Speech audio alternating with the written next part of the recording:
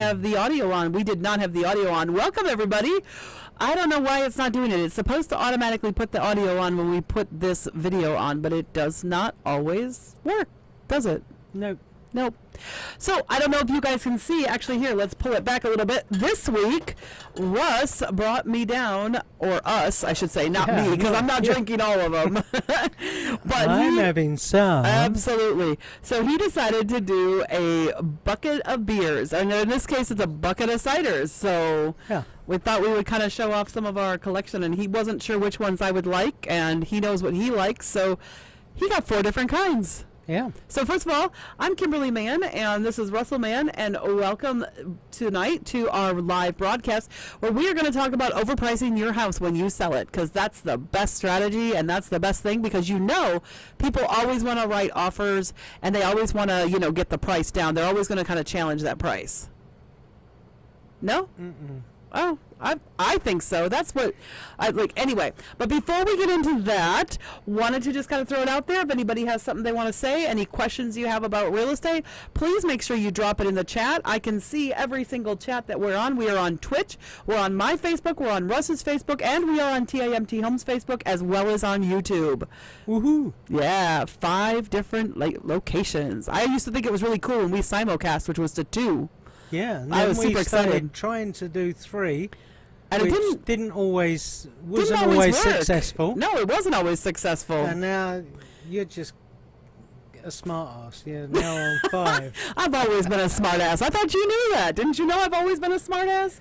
You married me that way. All right, so what are we going to dig into today, though? What are you going to have? Which one, Russ? I'm going to have my favorite, which is the unfiltered. All right, so there you go. Ugh, it's all wet.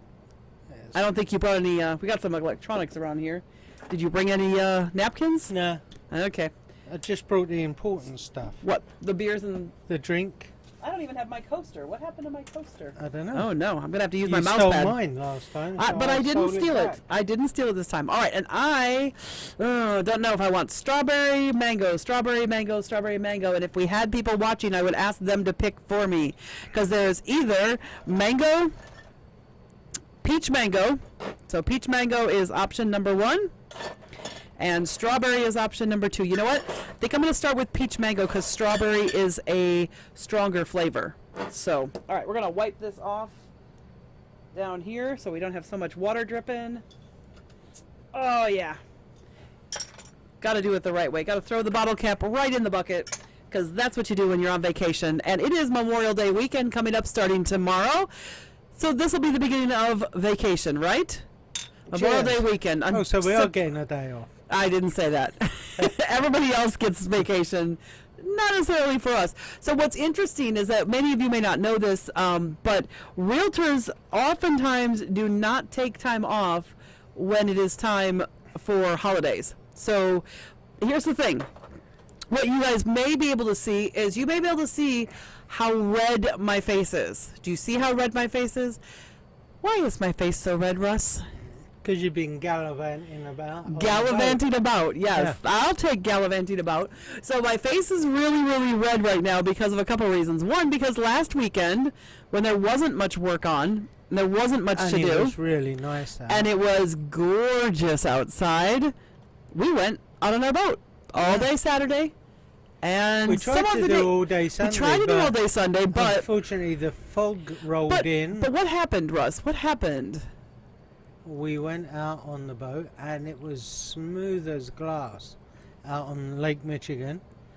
And so we started heading down towards Kenosha. It was really gorgeous. The fog was rolling in, so we it was really nice already to head towards Kenosha. I thought maybe we might be able to go down there. But then we turned around and we started heading north towards Wind Point, and the fog started rolling in there as well, and it was surrounding us. It was like it was all around us. It was chasing us. First we headed south and it chased us back north, and then we went headed north back to the marina. The river, and the marina we encountered fog rolling in. It got that far up, so so we decided to moor up and wait for it to evaporate with the sun. I mean, we normally go to church, and we even did church on the boat because our Yeah, that church, was cool. our church does church on Facebook and YouTube right now because of COVID and everything. They do it in person now, of course, but they also still are doing the Facebook and the They're YouTube. also doing And the you know what? broadcast. For weekends like that, when you want to be out on the boat right after church, we and our church is like a half an hour away from where we live, so it was kind of nice because we did church and we Well, set we up. went for breakfast first. Yeah, that was nice too because it gave us the time to go out for a nice little breakfast, Yeah, which we went haven't to done in a Maple while. Table, which if you haven't used them, Maple they're in the Table! They're really great. They do some really spectacular dishes. And what did you have for us? I had the crab Benedict. The crab cake Benedict. Yeah, Crab cake Benedict, and so did I. and it's I had the really, crab really cake Benedict nice. as well. Yeah. And we both had a side of hash browns, but then I was really Well, it comes jonesing. with the side of hash browns. Well, it doesn't comes with a side. Yeah. You get to choose what it was. And when she Yeah. was going through the sides, I was like, I definitely want hash browns. But then one of the other sides, I was like, ooh, that sounds really good. And I was kind of jonesing for some grits. Yeah. I really like a nice thing of grits. Grits are something I really like. And I so. tried grits because I've had them before, but didn't like them. What'd you think of these grits, though? You said you They kind of were liked them. probably about the best I've tasted. They still aren't your I favorite, think though. I'd go for bacon next time. I'll You have go a for side of bacon. You have a side of bacon instead of grits. Okay. Well, they were cheese grits too. I mean, they were Yeah. like creamy cheese grits, so they were kind of nice. And they like topped them with Needed cheese. jam. No, you don't. Not with cheese grits. That's a savory for sure. That's a savory.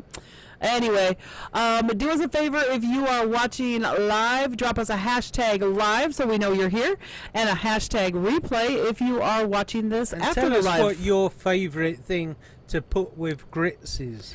Yeah, this is really real Would it estate. be savoury or sweet? Yeah, so, and I will say okay, so here's the other thing about Maple Table or anywhere that we go. What always seems to happen wherever we go, Russ? Like, if there's somebody else around us, what do I end up doing? Talking to them. Yeah, I do. Yeah. Yeah. So what happened this week? Well, someone had a flight of, what was it? Oh, it was a Cosmo flight. Yeah. No, it was... It was. Oh no, it was a mimosa. Mimosa a mimosa flight, yeah. and I was like, oh, it just looked really pretty. So I'm being the nosy person that I am. I went, excuse me, do you mind if I ask what that is? In your English accent. Yes, excuse me. Could you ask? No, I didn't use an English accent. I just said, excuse me. What is that? That looks really delicious and really pretty. And they told me it was a mimosa flight, which sounded really nice. Yeah. Not so much. There's one that was a rose petal, I think, or petunia or something. That doesn't sound appealing to me because I don't like flowery drinks. But you would probably like that. Possibly. I don't know. Well, you like gin, and gin's I do quite like gin. gin's quite flowery, so you might actually like that one. But I knew I wouldn't like that one. But there were 3 others that I was pretty sure I would like. So maybe next time we're at Maple Table, we'll get the mimosa flight. Yeah. It is really hard to resist going to Maple Table. It's nice to have an excuse. But we had the crab cakes We haven't Benedict. been there for a while, have It's we? been a long time. We've Yeah. been there since COVID, but it was only like once. Or Yeah. I was, or we both. I don't remember if it was both of us or me. But anyway, we have been there once since COVID started, but it's been a long time because it just doesn't work out timing-wise usually. Wouldn't know. Because mornings are usually our busiest time. Where we're usually like trying to bang out work. So, and they're only open till 2:00 in the afternoon, except On for Sunday, Fridays. Yeah. Well, every day Oh, except is for that Fridays. every day? Yeah, Yeah, and then Fridays. Friday evening they're open. Friday they're open for fish fry, but other than Fridays, But they they're cook not other open. stuff as well. They do other than Oh, they fish. do lunches too. Yeah. yeah. But I No, mean, they're even in the evening. yes. You can have burgers or When fish on the fry. Friday that they're Yeah. open, yes, they do a dinner menu, but only that one day a week. But anyway, Maple Table, great place to go in Racine. If you've not been there, they're in downtown Racine. They're super awesome, and I'm not going to tell you that Right they're the on cheapest. Memorial Square. They're not so, the cheapest place, but they are one of the best. And I, quite frankly, am not too worried about cheap when you have something that amazing tasting. Yeah, it's really, So, really good. You get what you pay for, folks. You get what you pay And for. the service was excellent. The waitress that took our order, she was on the ball every time. Oh, she was awesome. Yeah. She was super awesome. I need to make sure. So let's see. My mic seems odd, but wait. When you moved back a little, it sounded. Oh, so I got a text that said I should pick mango, which is good because I did pick mango. Well, hey. Well, hey. So All right. I'll have the strawberry as well. So maybe I just need to move back a little bit from my mic. Apparently it sounded a bit odd. Don't sit on top of it. Well, maybe I should sit behind it instead of on top of it. Oh, that does seem to be better. On my side, at least, the audio looks better. Our superfan can let us know via text if she would like to. Anyway, so this week, overpriced homes. So so because I'm the primary listing agent on our team, I'm probably the one who hears this more often than anybody else. I hear... Well, I hear it as a buyer's agent as well, because what happens when a house is overpriced? Well, no, I mean, you don't hear it as buyer's agent, but you're usually talking about it. What I'm saying that I hear is I have sellers tell me all the time that, well, I really want 150, so shouldn't we price it at like 170? Because every buyer out there is going to offer under. And so this way, if I want 150, we should price it at 170 so we can come down some. And I hear it from the buyer's side. And as a buyer's agent, what do you say? What they're saying is, oh no, that's far too expensive. I won't even look at that, because you know they're going to want more than that. Or at and least I as can't much. afford to go up any higher. Well, and even if they don't have to go, like right now our market is kind of rising and stuff like that, or has been rising. Is, yeah. And so people are offering over asking and stuff like that. But right now, if you have a buyer who sees a house that's listed for 170 and their budget is 170, they're not even going to go look at it, because they think that if it's overpriced at 170, they should go look at it, don't you think? They're not going to go to even look at it, because they've come to the mindset now this past year where everything is going for over asking. So what's happening is nobody's looking at stuff that's overpriced, because they're like, oh, if it's overpriced, I'm not even going to go look at it because I won't have a chance. I can't go any higher. Right. I don't stand a chance. I mean, a lot of your buyers have been looking at stuff 20 grand under their budget specifically. So that they can offer more. Yeah, exactly. Yeah. So that they have some room to wiggle and, offer a higher price. Yep. Let's see here. So I'm much better when I'm further back from my mic, it says. All right, that's good. Good to know. Although I did have one that actually offered at asking and got it. Well, yeah, I mean, that was... but she offered at asking and did an addendum AC to try and get it higher, but... Yeah, you want to talk about that? Yeah, but I had two like that as well, because the one I closed last week, a couple of weeks ago. Well, that was partly because it was a cash sale, though. Yeah, it was cash. So they'd already sold their house, was living in a hotel short term, and was able to close that up because it was cash. So they could close very quickly. Seller got their money really fast. Done. Yeah. There were higher offers, but they wrote a cash... did they have an inspection? Yeah. They did have an inspection, didn't they? Yeah. They had an inspection, but yeah, cash with the only contingency was the inspection. Yeah. No appraisal. There was no appraisal or no financing, no nothing else, no radon tests, no silly things like that. So, and I think you actually talked to him like a week ago, didn't you? Yeah. I went over there because we put our sold sign in the ground over there. And so I went to pick that up and collect it, and spoke to Mr. Buyer. Yeah. And he was thrilled, loves the area. He's moved from Milwaukee down to Racine. Absolutely loves the neighbors. I know, he's already met all the neighbors, which is amazing and awesome. One of the neighbors bought him a Kringle on his first day when he was moving in. I'm like, hey, we want to move to your neighborhood, So he apparently. reciprocated with steaks the following day. I know. I said, we need to buy down there. We need to bring him a Kringle, so he brings us some steaks. And yeah. I know, it's definitely a foodie haven. We seem to be hitting it really good lately with our buyers getting on really well with their neighbours. Yeah, but you know what? That's partly because we ask them to look at the neighborhoods when we go into them. We do. And we really listen to the kind of personality they have. We concentrate on what they actually looking for and their personalities. And although you can't always get it 100% right, we're pretty It's good not about at being us getting being it. pretty good. It's more about listening to what they really want. Yeah. Really listening. And I knowing think that they that's, will fit into that neighborhood. so when I listen to sellers, kind of let's get back. We keep getting off track, but when we listen to sellers who say things like, "Well, you know, I need to list it high so that I can take an underpriced offer," even before when there were such a thing as underpriced offers, did we ever do that? Even when there were people who would bid under, No. why not? Because we would rather, the way we work is to attract multiple offers, and if you're over asking, you're not going to get those backup offers, you're not going to get a secondary, you're not going to get You're not going to get the offers. feeding frenzy. Yeah, That's that feeding frenzy I like to go for. Yeah, because they sell, if you price it right, it sells quick, it sells well, and sometimes you'll even get a backup offer.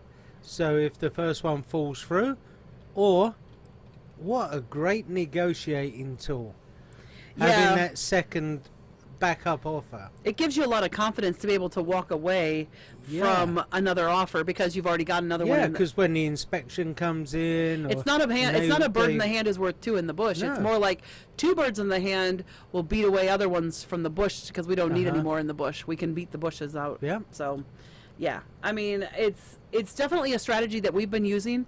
We call it our making waves method because we try to drop all the marketing right at once to make a big splash in the market. Do. All the Even during postcards, this the time. photographs on the system, on social media. We Everything starts day one. everything. All at once, big splash, because we want to create FOMO, which it's funny because when I talk to people my age or just slightly younger than me or older than me, and I use the term FOMO, they always go, huh? So for those old people like us who don't know what FOMO is the fear of missing out. It's kind of an internet term as well. I think because I spend more time on the internet sometimes, that's why I know that term, but it's that fear of missing out. And when we can create that fear in a buyer so that they are afraid they're going to miss out on this great property, and you do that by slightly underpricing a property, actually. Mm-hmm. You should slightly underprice it because what will happen is the market will adjust. Oh yeah, you know, it's if you see a bargain, there's gonna be multiple people who are gonna be interested in that property, or at least seeing it.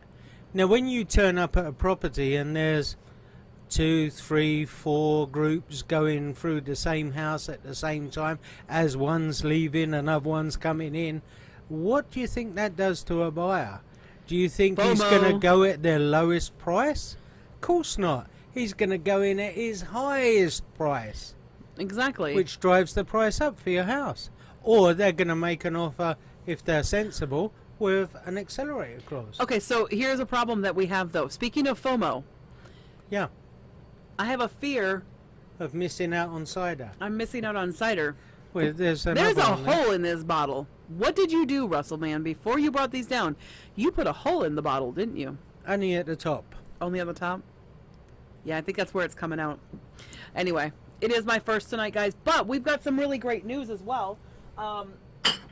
Throw that in the bin. Speaking of fear of missing out or new listings, we have got some exciting news coming up here. So, in the next 2 weeks, we have 5 new listings that are dropping. Wow. 5. Count That's it. a lot, yeah. It's a lot of listings. 4 of them are bargain price, which is awesome because for those of you buyers that have been sitting out there this year and have not been able to buy a house because you were just your budget is really low, I've got 4 houses that are going to fall. Well, 3 of them are under 100,000. Wow. And 2 of those 3, let's see. No, one of those 3 that are under 100 has a garage, Nice. and the other 2 have off-street parking. So while they don't have a garage, they do have off-street parking. That's always a bonus in Racine. The other one that's coming is going to be 125,000, and it has a garage. Nice. So That's a good price for that's a car, a really for good a price. house with a garage. And they're actually decent houses. Yeah. Look, the mechanicals are great, this and that. The decorating, okay, maybe you want to decorate them to your taste. They're not like badly decorated. They just could use some freshening up. You know, hey, put your own spin on it. But honestly, every single one of them has had newer siding in the last few years, newer roofs, so new siding, new roofs. If they need them, new furnaces, new water heaters. This guy did take care of his properties for sure. Cool. So we got 4 of those, and then we've got a listing coming on the 9th of June. That's a more upscale one. So that one's going to be for those of you who are not bargain shoppers, for sure. 1.45 acres. We're going to have a video. We're going to have a drone video for that of the property like from overhead. So we're going to show that to you when we drop that on the market. And that comes on June 9th. And then we've got a couple of listing appointments tomorrow. So yep, got a couple of those see how tomorrow. they We've go. got 2 other listings that are coming in June. So look, guys, if you are looking for a property, Kenosha or Racine, we've got a lot coming up in the month of June. Yes, for we sure. have. Yeah. So that is super exciting. So we're really glad. But overpricing them, here's the thing. I actually had this discussion with the guy who's listing these 4 properties. We're kind of dripping them out a little bit one by one so that people can kind of connect with each one if they want to, rather than all at once. And when we were talking about pricing, there were a couple of them where he was like, well, I kind of want to go higher. And I'm like, well, I'm not going to do that because, and I explained the strategy of FOMO, that we want people to have that fear of missing out, that we want to create that big ripple wave, that we want to create a lot of excitement. Like, I mean, sorry, but 3 houses under 100,000? Yeah. That is unheard of right now. It's not happening in And I'm not our talking about market in at the super moment. dangerous areas. One of them literally is 4 houses away from us. Yeah. I'm not going to tell you where it is, but if you want to be our neighbor and you're a decent person, please let us know, because you could live 4 houses away from us. And so really excited about that. So that one's, and that one is huge. Yeah. That's an absolutely massive house. And it comes with a bonus. The bonus is on July 4th, our neighbors, we all like kind of set off fireworks in the street. So not real legal, but it happens. And I mean, our neighbors really get into it. Display purpose They fireworks. are awesome fireworks. So you get to join in on that if you want. You don't have to pay for it either, because it's like our other neighbors that pay for it. They buy them, and we just all get to enjoy them. We just sit on the front porch and enjoy them. I think we have some pyro neighbors, but no, not really. They're not pyros. They like to have a lot of fun. And July 4th, man, we have a lot of fun in our neighborhood. So, but yeah, it's a lot of fun over here. We might go out on the boat and see the fireworks on July Yeah, but 4th. you know the fireworks in our neighborhood don't start till late. Anyway, we could be back from the boat and still be home in time for. They go on for hours off too. the week before and Yeah, finish the exactly. week, They go on for days. a month after. Exactly. But anyway, so overpricing the house though, bad idea, because like you said. So I actually pulled up an article and it says 7 things to consider before you overprice your home. And number 1 thing is buyer demand. So right now buyer demand is really high. It is. But if you overprice your house, you still could be losing out. But if you cut down on the amount of people who look at it, you're still people aren't gonna realize that there's a feeding frenzy going on for your house, and they may not offer at all, or they may not offer as much. Well, we've seen it where houses are overpriced and they just don't get the foot traffic through to create that frenzy because they're too high. Yeah, absolutely. So we've definitely seen this trend where there are still houses out there that are not selling. Yeah.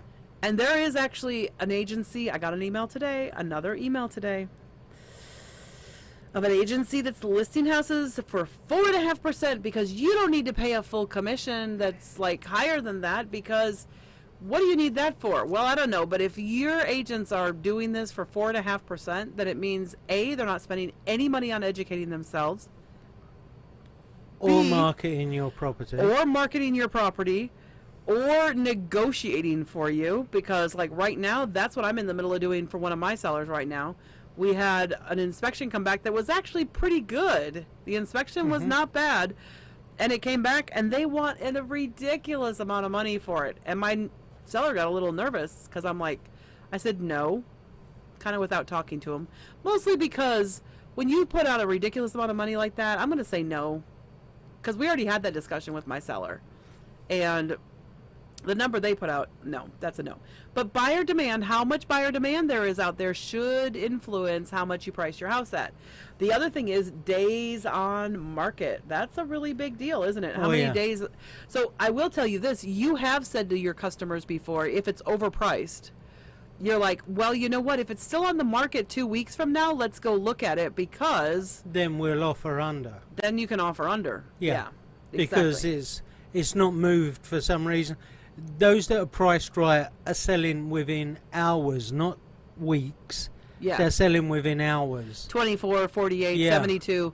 Yeah, absolutely. They're selling within 2 to 3 days.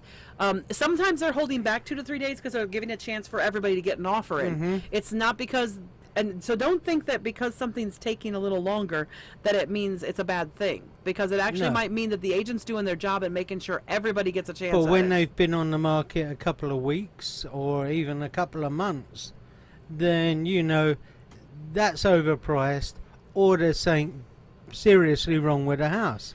Yeah, and exactly. so it's either, you know, something wrong or overpriced. So you go and have a look. If you don't spot anything wrong, then offer under. Yep, absolutely.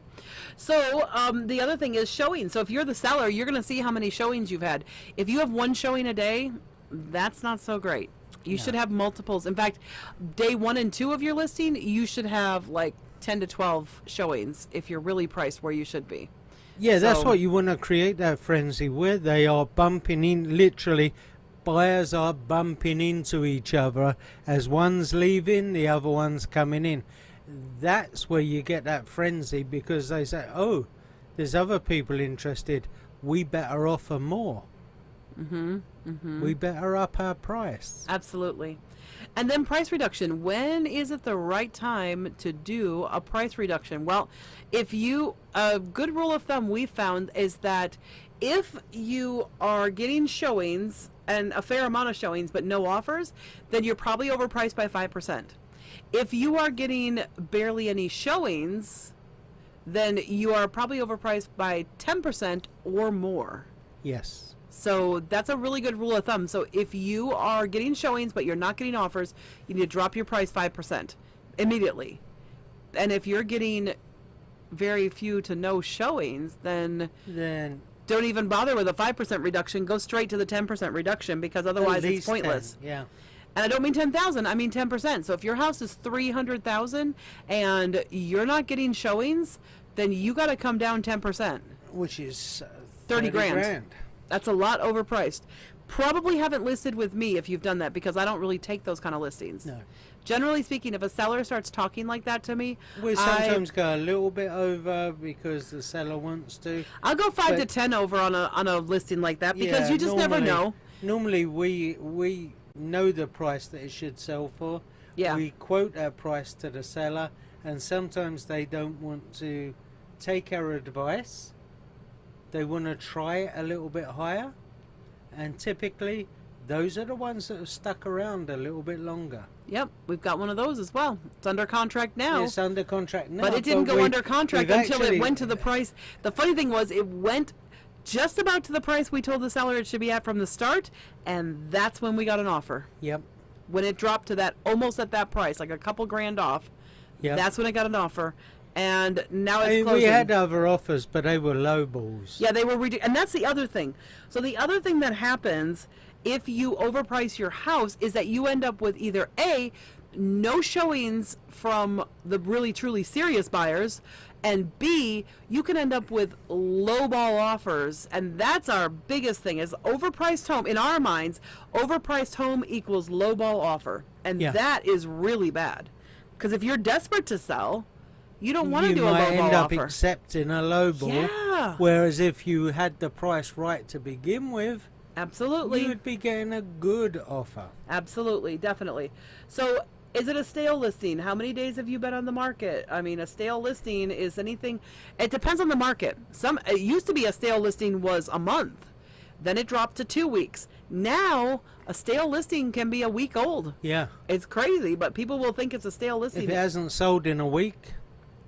Yep, absolutely. What's wrong with it?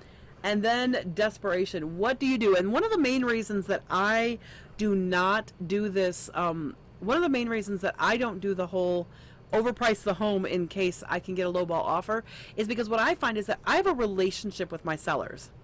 And I value that relationship. And A, I'm going to be honest with you. B, I'm going to be straight with you.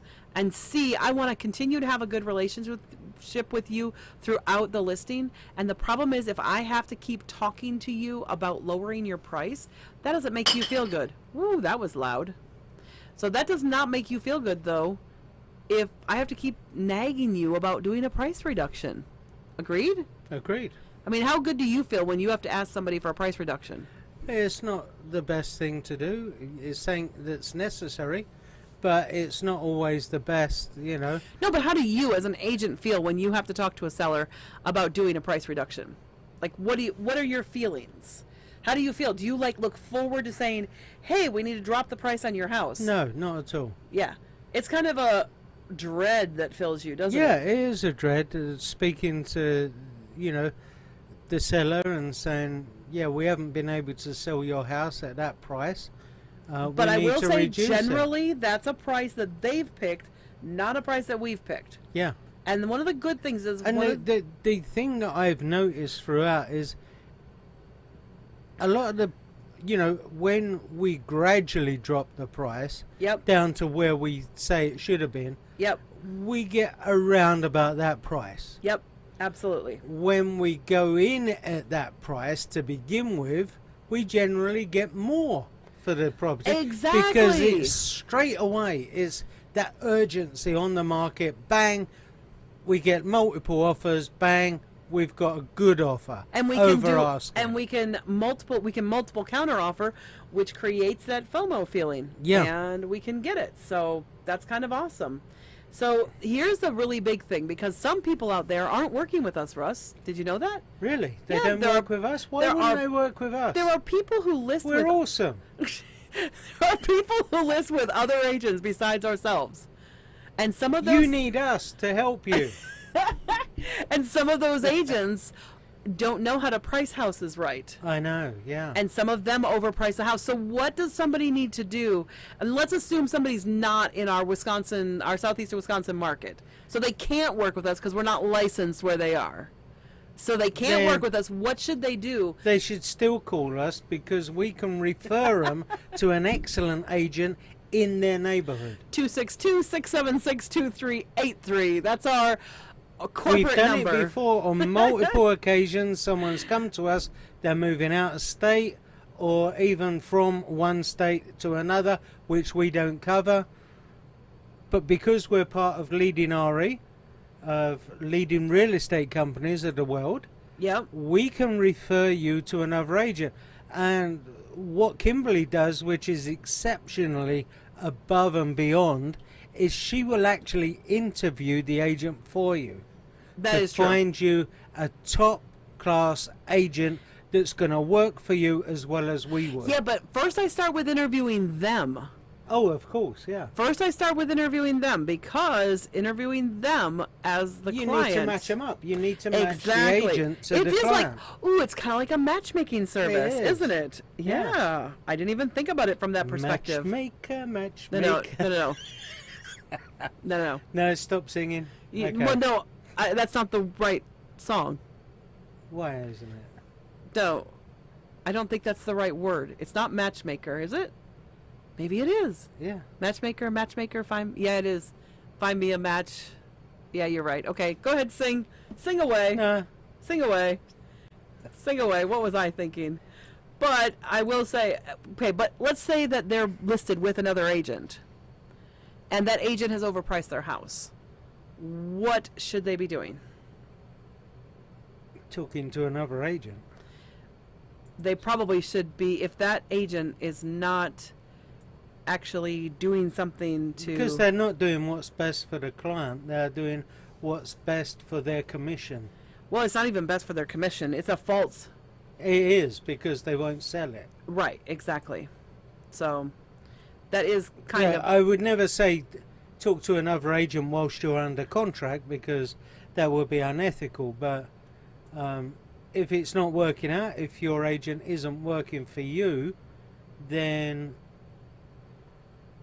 you need to speak to their broker. Yeah, definitely. Well, that was interesting. I tried to put up our phone number, and it did something super funky. Funky. Yeah, super funky. Not just funky, super funky. Funky So maybe I time. should maybe I should wipe out this one. Let's see if that works, and then let's go into this font, because I thought, hey, let's try and do this really quick and see if we can. Whoops, wrong one. Really quick. Let's do this quickly and see if we can actually put up our phone number, but it didn't work so well. Ooh, what font? What font should we choose, folks? Let's do Bauhaus. Let's do Bauhaus, and let's see how that looks. You guys tell us. How does Bauhaus look? Yeah, not so great. I don't think you can read that. Can you read that, Russ? No.